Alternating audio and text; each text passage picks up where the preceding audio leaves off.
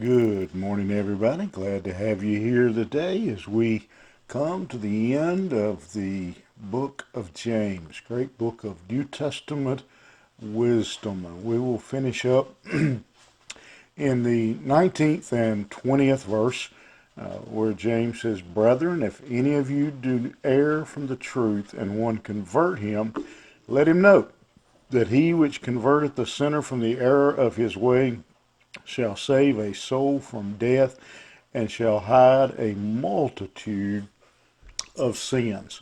Uh, Important words for us today for the church as we consider these verses, and all of us are, excuse me, familiar with the term backslider, which is simply what James is describing here as one that among the brothers and the sisters who has deviated from the way of truth, that he is no longer growing in his faith, no longer becoming more like Christ, but in fact is going in the opposite direction. And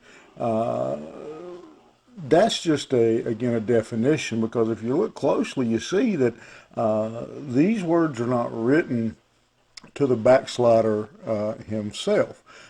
These words are written to the church, to the other believers who are in contact with the person who is backsliding. And I read someone made this statement. I don't remember where I saw this, but I think it's something for us to think about. It says that some believers actually help the backslider to backslide.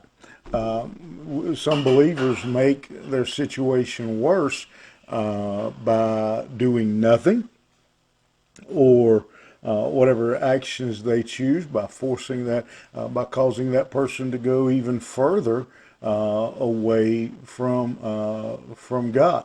And so James here tells us that the backslider's condition is our concern. It is something that we should be involved in and aware of. If any of you err from the truth, well, that tells me we have to be alert and aware to know if somebody errs from the truth, and that we go and try to bring them back or convert them, as James says here. He says, if you do that, he says, you have done a good a good thing.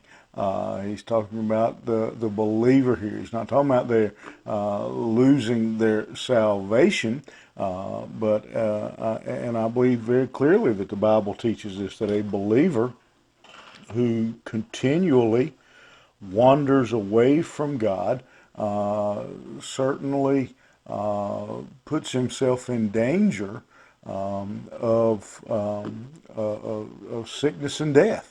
And so he says, you've helped protect that believer. You've helped protect that person by going to them and trying to help bring them back and reclaim them. Many times we see someone in that condition and we think, well, it's none of my business, or there's nothing I can do, or well, they know better. They know where the church is. Those kinds of things. It's all kinds of excuses we make for ourselves. And James is saying to us, if we see someone who is erring from the truth, backsliding, whatever phrase, title we want to put on it, he says our task, our responsibility is to go and help recover, reclaim that believer and bring them back into fellowship, and help them to get back turn towards their growing discipleship, being more like Christ. And so it gives us a responsibility, gives us a task to do when it comes to those who have wandered away from God. So it's a good word for us to close with in the book of James. I hope you'll think about that. I hope you'll refer back to the book of James. James is a great book.